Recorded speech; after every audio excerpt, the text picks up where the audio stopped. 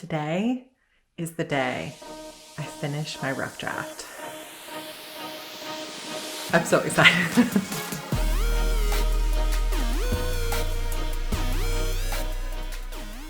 Hey everybody, welcome back to another writer reset. Good things have been going on. I didn't have a writer reset vlog last week, but I've still been working on the writer reset. So I'm going to update you today on everything that's been going on. Let me tell you, my entire energy is shifting.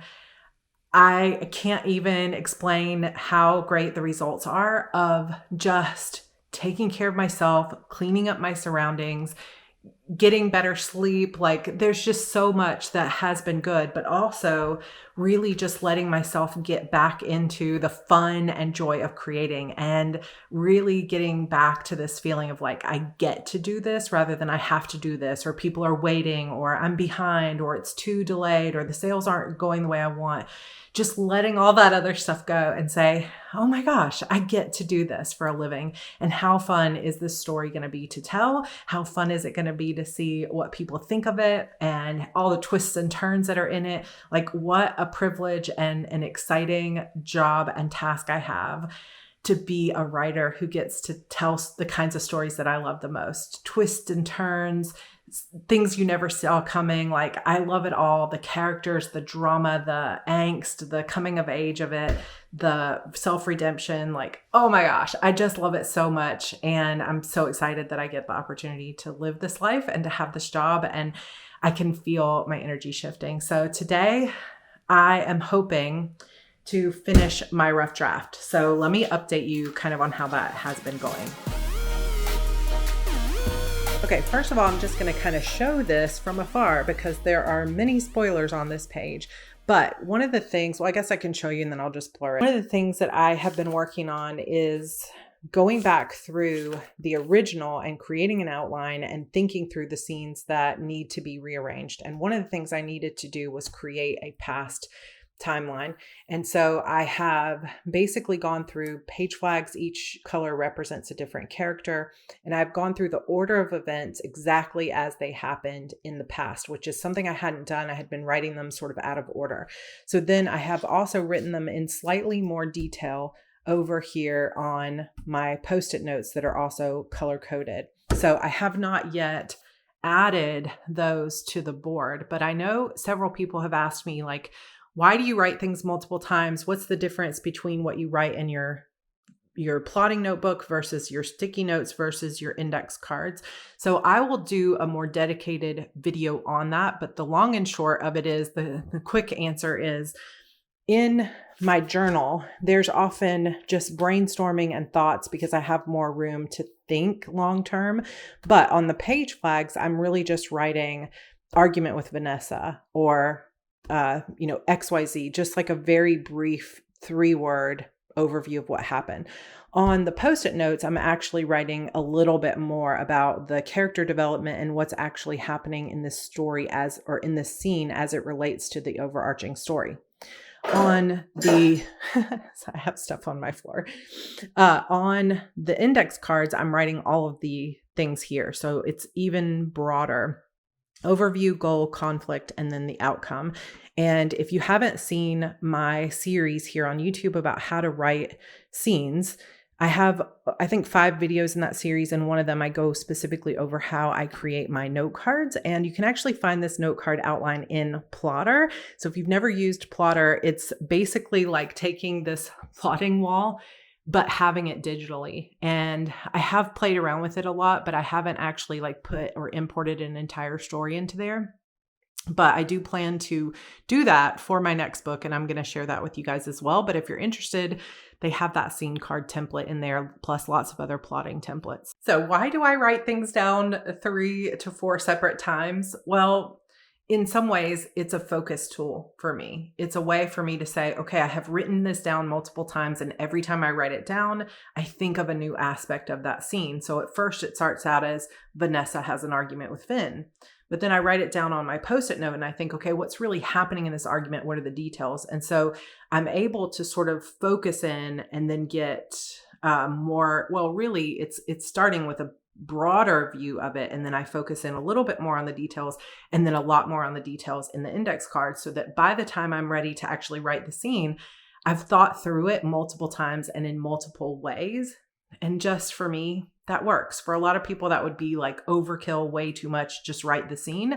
But for me, it gives me that time to really think through what's the purpose of the scene, what's the conflict, what's the conversation going to be about. And every time I like put it onto a page like this or put it up on the wall, my brain is working through another aspect of that puzzle, and I find it extremely helpful. During the writing retreat in April, I wrote about 7,000 words. So according to that, I still had, somewhere around 20,000 words to go in my manuscript.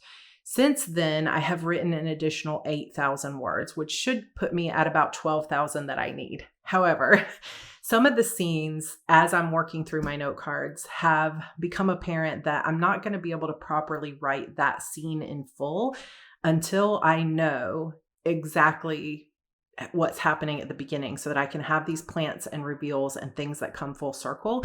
And so I don't really want to go ahead and write it when I know the whole scene is going to change. So instead of writing the full about 12K that I have left, I am going to skip over 3 important scenes, and I'm going to write the climax of the book, like the big reveal and discovery part, which also will likely need to change a little bit, but I think I have enough to write a good attempt at it. And then the resolution, which I would also like to get to. So I have 3 big scenes to write today. One is a flashback scene and the other 2 are in the present. And I think it's going to be about 5,000 to 6,000 words. So I'm not going to pressure myself or say it's a failure or anything like that. Be hard on myself if I don't completely finish it today, but I am also kind of determined to get it done, and I'm excited. So I think it will flow pretty easily. So my plan is I am about to pack up my bag and I'm going to go to Panera, because it always helps me when I'm kind of looking for that motivation and feeling excited to just go out. And in fact, this entire timeline that I showed you guys, I did all of that last night. George and I had a date night, and he was like, maybe we could go see Guardians of the Galaxy, or we could go out to eat like in a town several towns away. And I was like, you know what would be really great? Can we just hop around different coffee shops and restaurants here in our town and work on my story, and we can talk through it. And so we had such a blast, because it reminds me of when I was like, before we had kids and we were just going to coffee shops or places to sit all the time, and we would talk through story and how exciting it was. And then we would come home from, the coffee shop, and we would play EverQuest 2 until 2 a.m. and then go to sleep and wake up and repeat that. And sometimes I think part of the writer reset and getting back to joy is reclaiming some of what you found magical and fun about the process when you first began. And I know that we can't always go back in time. Like, I would never trade my kids and our lifestyle for, the world. Like, I miss playing EverQuest 2 and MMOs, but I can still do that. Evie will be in school. We can have a little bit more of that time. And I actually said to George, with Evie going to school in August, we'll be able to just come out to a coffee shop anytime we want. And I'm so grateful that neither one of us has to go to a normal job. And so if you are out there and you're not in that place yet, but you dream of having the freedom to do this, don't give up on your dreams. Like, it is possible. I started with nothing, less than nothing. I started from a house fire, having lost literally everything I had, to building this up from the ground up. So don't give up on yourself. Your dreams are possible. I promise you.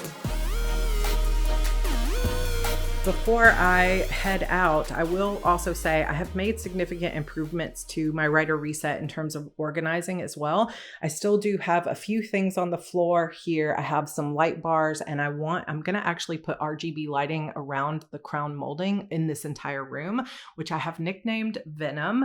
So if you are a Sacrifice Me Shadow Demons reader, if you know, you know. If not, don't worry about it. But if you read my books, you would understand that reference. But I haven't organized the top of this yet, nor have I put any kind of shelving here.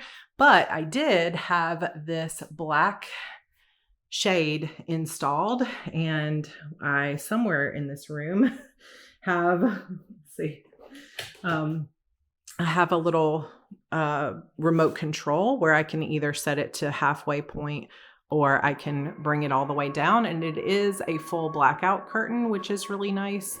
So I'm not going to pull it down now because then we'll have no light for our video, but that is really nice, and it allows me to block out when the sun is really bright in here. Then I also have completely organized this closet, which started out as a complete disaster of a mess. I have most of my kind of witchy sort of things organized over here. So I have candles and my tarot cards, and I have all of my crystals and some of my essential oils and things like that here. Then I have all of my stationery and like painting supplies, extra sticky notes, extra pens. I am going to hang some of these things up here just to make it a little bit more aesthetic. And eventually I'm going to get like coordinating bins to put up here so that looks a little nicer. But overall, I think this turned out great and it's very usable. I will not keep this stuff on the floor long term so that I can actually get in here. It's pretty slim little area, but it feels really good. I can close the door, but when I open it, it just looks really great. And I'm really happy with how this turned out. I also have spent quite a bit of time working on this front space here. It's not completely cleaned out, but because I had all of the stuff that I organized in that closet out here, it has been kind of a mess for a long time. So I just have, these are all empty and they're going to go away today. These are empty. They're going to go away. We have one set of shelves that need to be hung over in our coffee bar area. And then I have some picture frames to fill. But I did also kind of go through and organize this room just a little bit, like tidied it up. And so everything is feeling really good. And when I walk in to the house, I just feel so much lighter because it's more clean. We have a few little things there that we're kind of dealing with, but it's progress, not perfection. I have also been organizing the space in my bathroom and in my closet. So this has been looking much better and it's much more like organized and handled. So just the organizing in the house where everything is a little bit easier to access to find has been game changer for my creativity. In addition to the organizing, I have also been eating well. I have been taking care of my health a little better. I have been getting better nutrition, taking my supplements for PCOS. I have just been active outdoors in the garden, things like that a lot more. And it's really helping my mental health quite a bit. I also have been getting into the idea of using a game board strategy for my entire life changes, as well as for my book releases and everything else. And I talk about this in Publish and Thrive in terms of a game board strategy. But the basic idea is that you know the steps you're going to take, you know what the board looks like, but you just don't have necessarily a time attached to all of it. You just know that completing this action triggers the next action, like you're moving your little piece onto the next square of the board. And so that's part of what I've been doing with my writer reset is I have written in my notebook the steps I want to take. So I knew from past experience that if I tried to wake up early, do an amazing morning routine, cut out sugar, eat, take all my supplements, go outside for a walk, get 10,000 steps. Like if I set that as my goal from day one, I was not going to be able to achieve all that. And I probably would set into a negative spiral of like, this is too much. It's overwhelming.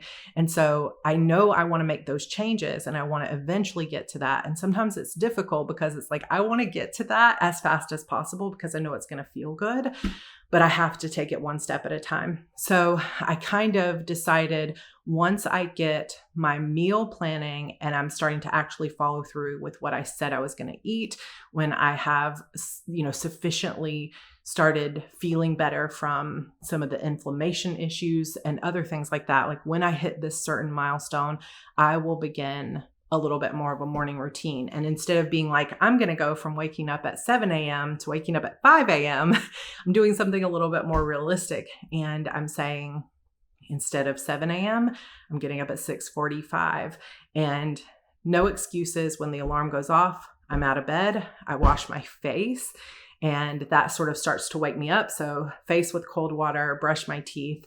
And then I am immediately like I'm laying out my workout clothes. And it's kind of funny because I'm not actually doing a full workout, but I know that if I can get into that habit of getting into my workout clothes, then when I am doing a full workout, it'll just be routine.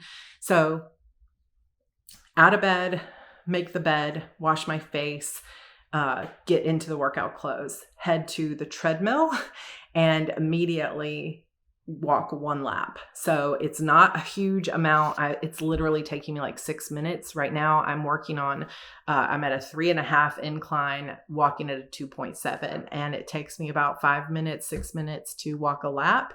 And then I'm going to sit down. I've been sitting down. This is only day 3, to do literally like 2 minutes of meditation and breathing. And then I'm finishing getting Andrew ready for school. So it's just a baby, like micro piece of a successful morning routine, but I cannot even explain to you how much it has been helping my mental health and my energy to have gotten that established, like what nourishes my body, what supplements I know I need to be taking, so that like getting my health in order from what I'm putting into my body. And then also now adding on just a little bit of movement, and nothing like intense, but a little bit of movement and meditation in the morning has already felt so good this week. So long explanations of kind of how that other writer reset stuff is going. George and I have been building a kind of gothic castle in Minecraft. So that playtime, Evie is on the server with us, Andrew's on the server with us, and that family gaming time every night has been helping. I've finished another book in the Wheel of Time, on to the next book. Things are really going great. And I'm hoping today's the day I'm going to finish this book, which will just be icing on the cake. So let's go.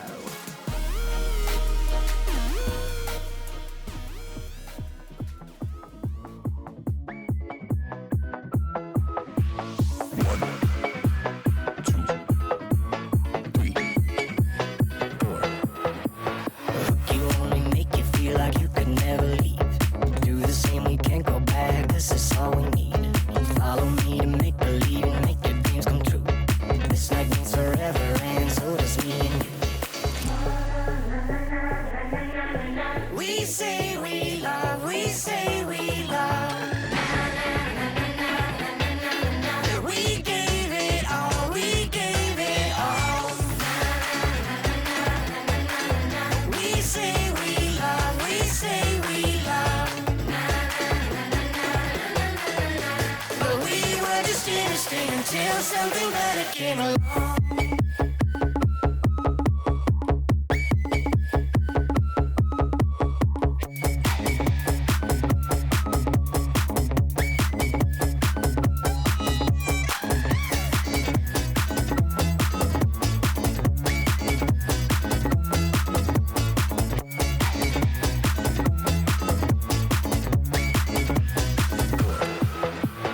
Fall in love and tear it down as soon as we wake up. Promise you the world tonight, show you what I've got. Your body speaks my language and you read me like a book. This night means forever, and so does me and you. So I may or may not have just been kind of tearing up in Panera, and I didn't even record finishing it because I was like, I'm going to look like a crazy fool sitting in here crying in Panera. Did you really finish a rough draft if you didn't cry in Panera? It has been such a journey to get back to this place of being able to finish a story. And I know that it's just a rough draft, but I don't want to belittle what I have just done. I know there's still work to be done. The edits are still there. There's scenes that I skipped. There's a lot of work that has to get done. But I wrote the ending. I wrote 4 scenes today. Just shy of 80,000 words. So I wrote just shy of 6,000 words today in like 4 hours. I gotta go pick up my son from school, but I did it. And that last scene was so gratifying because I have seen it in my head for 4 years. I have seen that moment, and I won't spoil it for those of you that actually want to read this book, which I hope is all of you.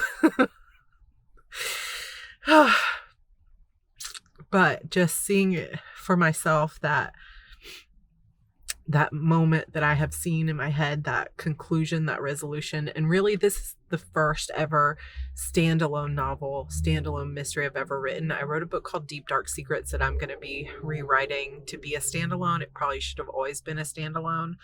That is more similar to this one because it's a paranormal mystery, but this is my first ever like standalone mystery, and I'm hoping it's going to be full of twists you never see coming and shocking moments and emotion, and hopefully you'll cry at the end of it because it's very touching. And I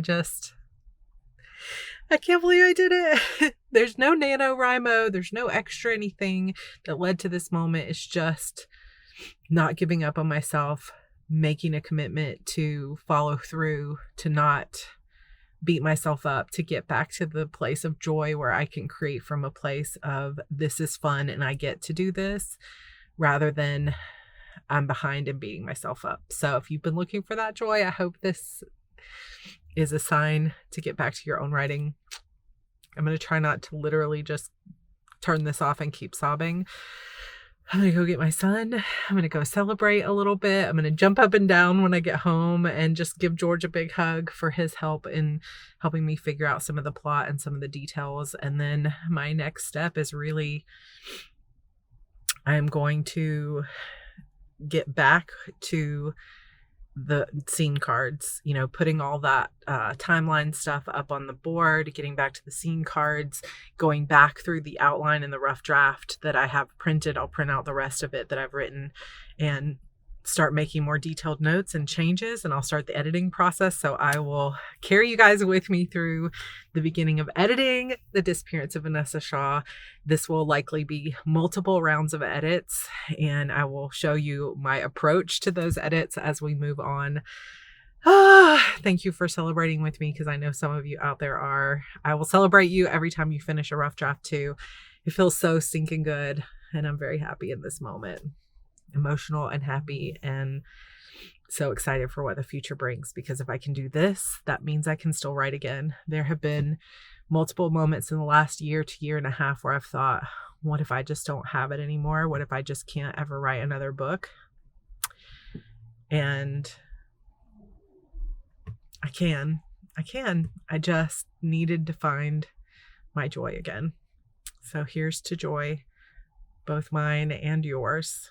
I'm sending you all the good writing vibes, and I will see you guys in next week's video.